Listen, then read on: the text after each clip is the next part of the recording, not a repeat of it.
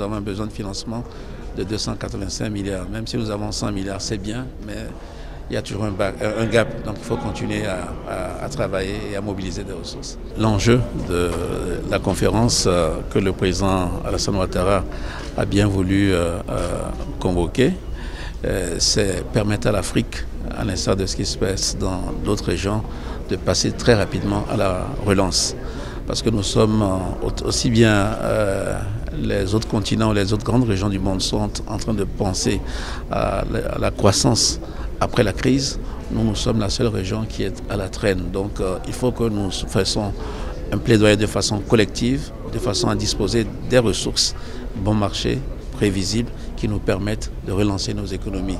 L'IDA est un grand partenaire des pays africains.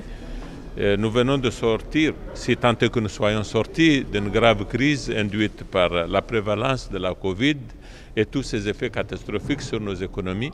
Nous avons besoin de reconstruire nos économies dans le cadre d'une nouvelle relation à définir avec l'IDA. Dans cette crise, d'autres pays ont eu des centaines de milliards de dollars pour sortir de cette crise sans trop de casse. Ils sont même dans leur reconstruction. Par contre, l'Afrique, n'a pas eu ces possibilités-là.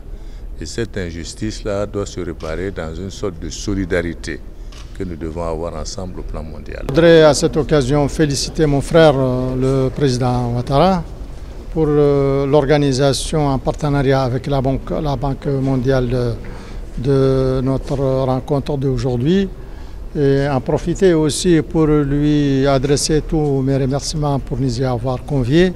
C'est un programme qui nous accompagne depuis 1963, donc ça fait plus d'un demi-siècle. Il est très important dans différents domaines. Le plus important est celui du capital humain.